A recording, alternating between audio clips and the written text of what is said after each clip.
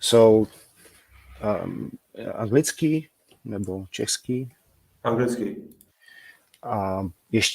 Okay, so one last time, do you see the full screen or you see also my Chrome window? Just the full screen. Okay. Okay, hi, my name is Bogdan Kostov. I will present today some rather interesting, maybe for some, topic regarding data integration, but a very specific case that we kind of had with one of our projects where we had to access data, to take data from another information system and use it in our information system. And we needed regular updates of the data. And the data was shared using CSV. And essentially, this is kind of a simplified version of what we were doing. So the input CSV was updated, let's say daily. And there is one part of this pipeline where we convert it into RDF, and this output RDF is then merged with the current version of our state of our snapshot, and we merge it into the new version. Unfortunately, this CSV input could change its schema from time to time. There could be errors in this CSV. And then also there were issues with the merge process where we had to be taking care of different properties for different classes in a different way. So for example, if we have a single value property, we should not add the property, a second property, so because we will violate the cardinality of this property. So we should rather replace it. But this does not hold for multi-value property where we would have to remove, we would have to just add a new value. This is also true, obviously, for relationships, not only for properties. So there is one major issue with this problem is that we cannot be certain about the quality of the merge 100% because, for example, we cannot, having this scenario, we cannot be sure that data in the CSV, if some entities from the CSV are, let's say, removed, we cannot tell that, or we cannot tell if we can if there is a removed relationship from a multi-value relationship. So these are some issues that this talk will not tackle. So here is an example,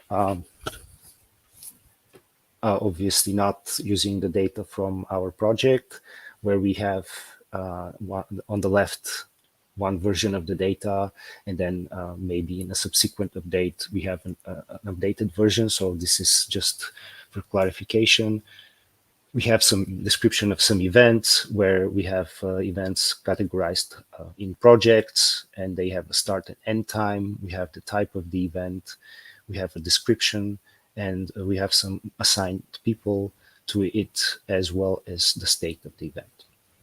So we see that the first event didn't change. The second event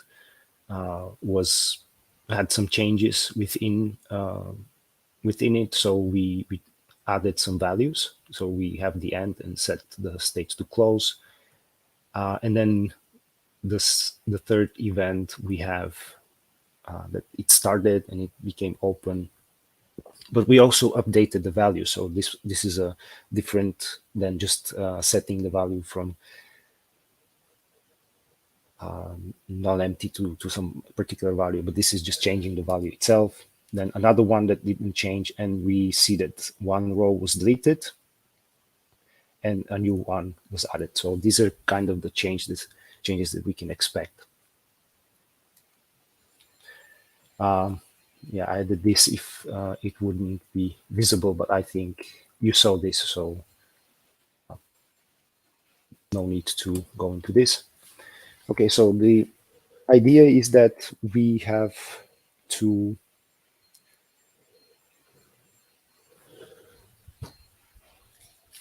have these steps for the updater, and we need to start with some validation, which probably could be in different phases of this pipeline.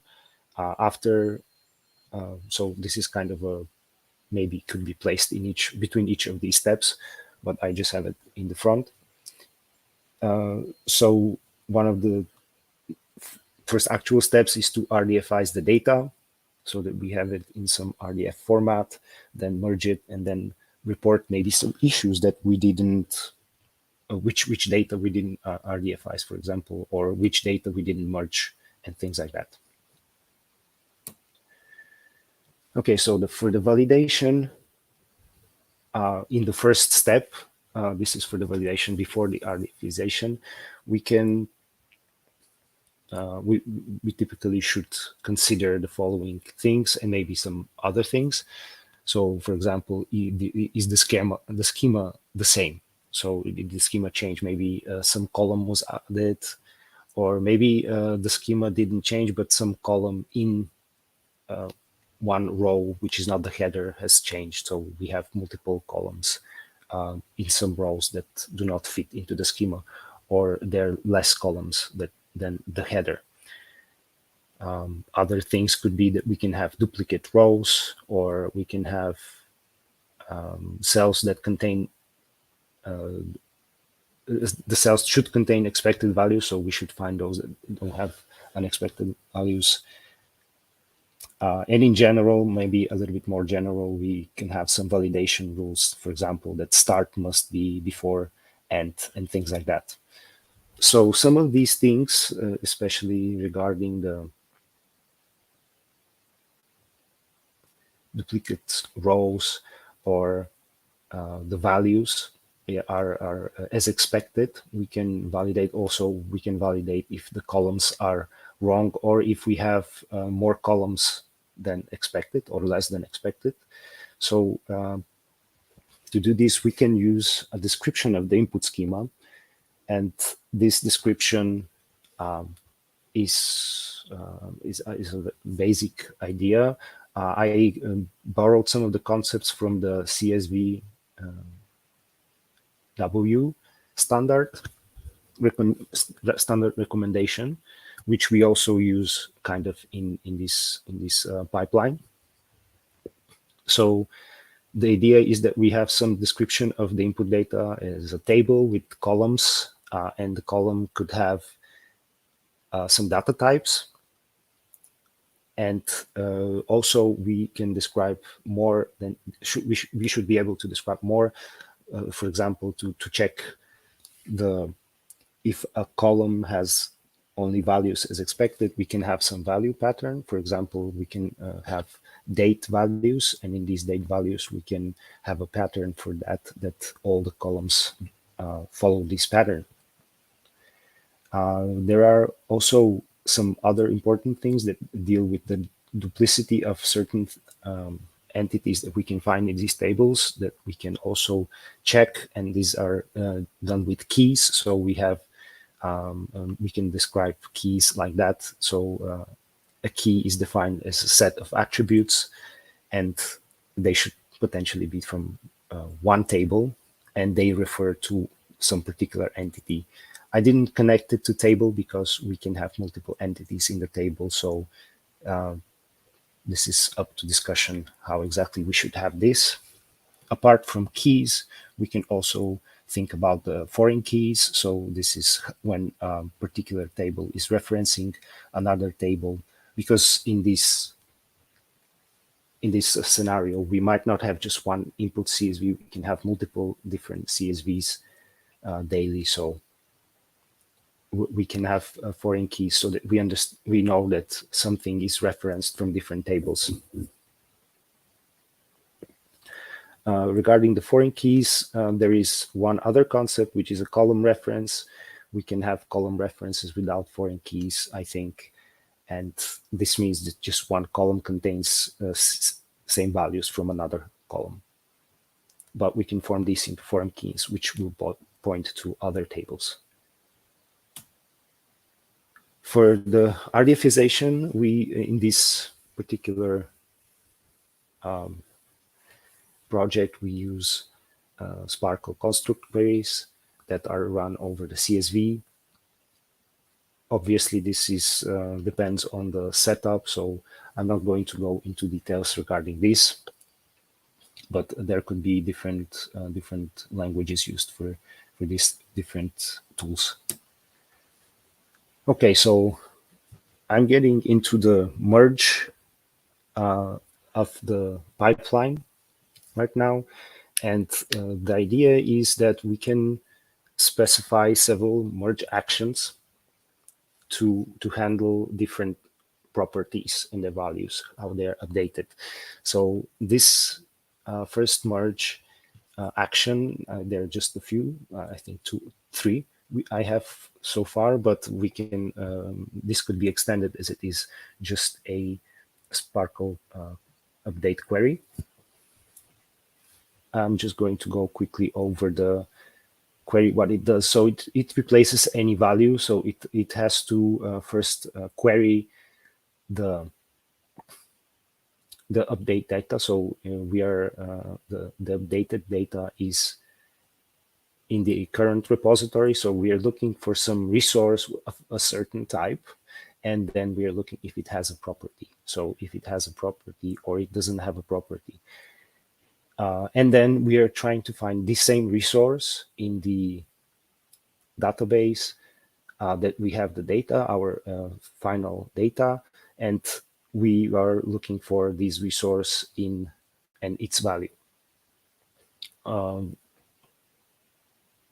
We can see that we don't need to find anything because we can actually add this resource to the database. But if the value is there, we can replace it because we will delete the old value and add the new value. Now there is, obviously, this is just a draft. I didn't use this in implementation. This is not verified, and you can see some issues. So for example, the RDF type will not be added, but this could be fixed by just adding it into the insert. So this is for the replace merge action. Now there is also alternative to this replace where we don't want to delete a value. So for example, this might be used for properties which are considered IDs or part of the key. So we don't want to delete that, or maybe we want the user to be notified that somebody wants to delete that. And so this is similar, but we just play with the optional clause. So we are expecting a specific value for this property that we are trying to update, and the old value might not exist. And the last merge action that I will show today is this regarding multi-value properties or relationships. And here we can see that this is quite similar to the previous one. It's just that we are not deleting anything. So the delete clause is empty. We are just inserting the new value, which would add it next to the old value. So you can see from this, maybe this is just implementation specific, but it is hard to figure out if we want to have delete something from the collection without actually having some specific triple that specifies that something needs to be deleted, because we rely on whether the triple is in the update or not. So just pointing out this limitation. Now, these merge actions need to be associated with properties so that we can and classes potentially, or maybe even some other more complicated selectors, let's say. And this is somehow creating this merge rule. So the merge rule is basically saying if you find the property, let's say ID, do not delete it, just update it if somebody updated it. let's say because there was a mistake in the ID or the name. And this is the association. So everything that matches the selector from the schema, we can then apply this merge action. Obviously, this selector could be more complicated. It can also be something with the data, but the more complicated the selector is, the more it will require time during processing the merge. And when we complete when we have merge rules for every, let's say, part of the schema, then we have some merge strategy. Now, if I go back to these queries, currently I'm contemplating how to implement the connection between the selected properties that are assigned a particular merge action, and how to achieve this is we can have insert here a subquery.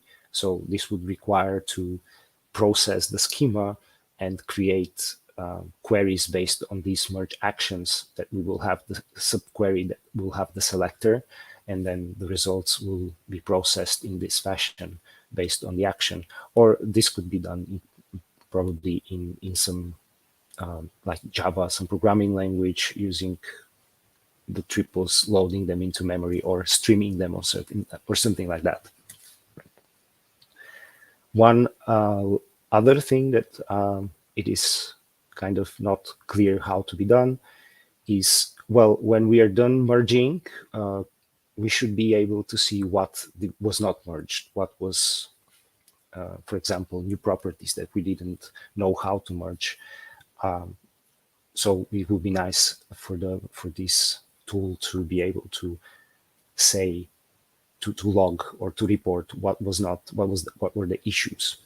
So this is another thing how that we need to understand how to do, and it has to do somehow with what are the selectors. So if we, the idea is, if we have some restricted language for the selectors, if there is some set of selectors, that we can take then and create the, let's say, the complement of the selectors, we can find out which properties were failing. But this is just an open question, so I'm just saying this as kind of what are the next steps. So thank you for your attention, and if you have any questions, I will be happy to answer them.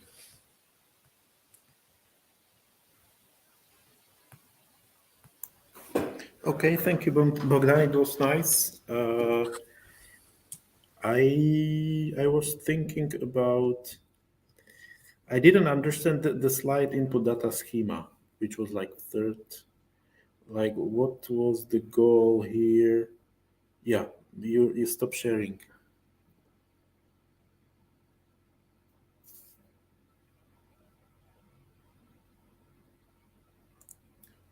Could you still hear me? Can you share the presentation again? I closed the window. I'm sorry. I'm getting it back.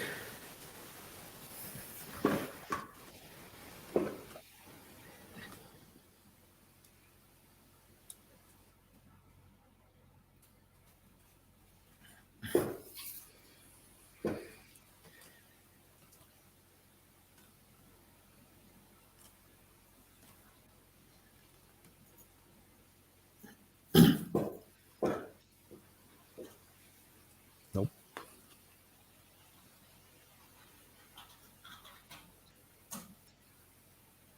View? Okay, sorry. Yeah. Okay. So you're just okay. So you have here columns, and you just want to somehow put into the schema of CSV. You want to say which entities are meant to be keys of the table, right? And Yeah, yeah, yeah. yeah, I'm not Not sure only. why here is the an entity, for example. So I understand that you could say for CSV schema that it has value pattern. I understand this. I understand that you want to say that it's a key because you can check that as well. Yes. But I don't understand how this entity Yeah, Y is here. yeah. So I should have probably added some more relationship regarding the table and the entity so that it is more clear. But the entity is probably referenced in the table, so that's why. So this is essentially like a foreign key, but for an entity. So yes, I apologize for this part. It's not really well thought out, but the idea is that if I show this in the example here, so we have this table, and in this table we don't have an identifier for the role, if you can see, but there could be just it's normal to have an identifier for this kind of table. However, there is other entities referenced in the table. So this is the project. Then obviously that's the event that we're referencing, or the plan, if you will, which has some start and end date, and it has some description and type. But we also have the assignee. So we have several entities referenced in the table. So this was kind of the idea regarding this. But I agree, probably it should have, we could also use that to describe using foreign keys potentially. Okay, This okay. so this could be also used to generate it is for the entities. So if we go back to the example, I can use if this is a project ID in what's in the project column, then we can use that to generate the project ID. This kind of definition. Okay, okay. Then, okay, okay. Thanks, thanks. Then you said that you cannot detect removed entities. I guess this is partially true. For some cases, I guess you can, but in general, you cannot. Okay, so I will explain this. I just gave a general example of what kind of changes we see in the data on a regular update. But what could happen is that there are different kinds of data. So we get some data as just a page for the day. So there is some property, like for example, the date, and they only show us data from that day that that fits this column. So we won't see the column with any other date. But there are also CSVs that contain all the data, and we just get all the data with very few updates. So we would have like several thousand rows that didn't change, and then we will get like 10 rows that changed. So in this second scenario, if we know that we get all the data, and if there is a missing row, then yes, that's a deleted row.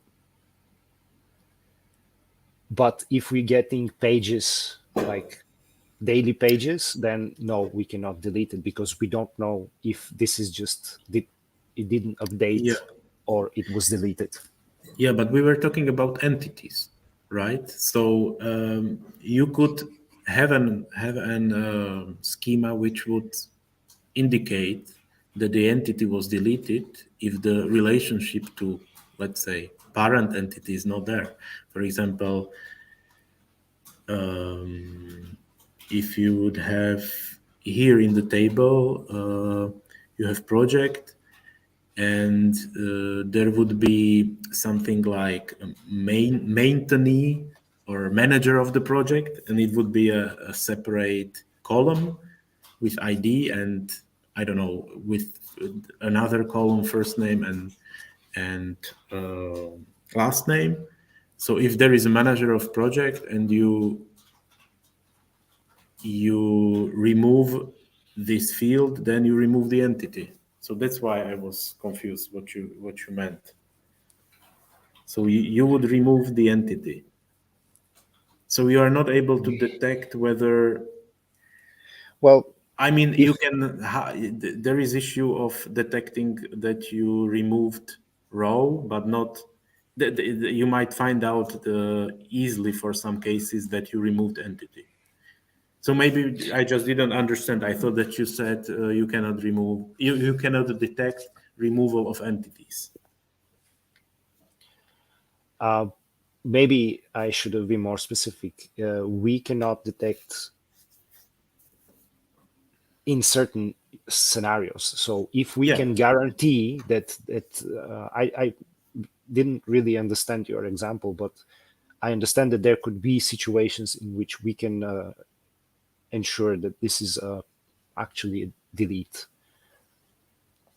but it's not guaranteed, and it costs some designing time or maybe analysis time to understand the data and then figure out, okay, so we can actually say that was deleted.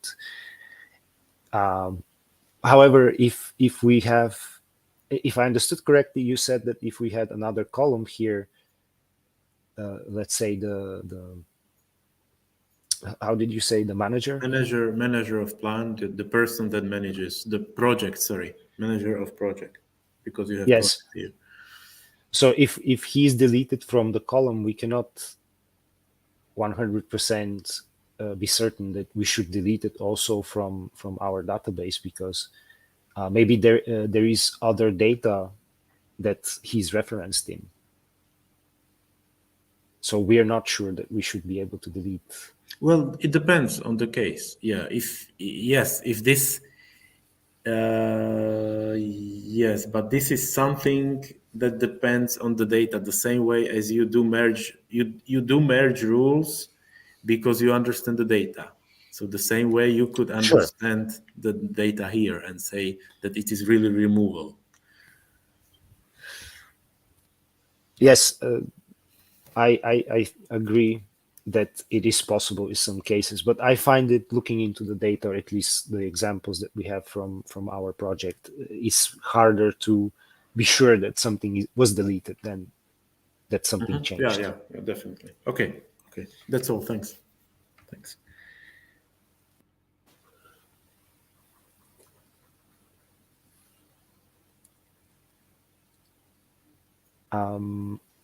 Okay, so maybe just to say, we did implement something which works right now in the CSAT project, but it's based on Yopa, and this was an attempt to design the solution using Sparkle so that we can not base this updater on a Yopa model. The one problem with the Yopa model is that if we don't have entities specified in the Yopa model, then we wouldn't be able to update those entities. Also, if we don't have specified the properties, let's say with the properties, data or object properties, then we wouldn't be able also to update those properties, even though they are of a type that we have an entity for. There is a solution, kind of a workaround for the properties. If we use the properties annotation, then we can get all of the properties. So there is an implementation in Yopa, but it will be more suitable to handle, more robust to handle it without a particular Yopa model. So yeah, that's it.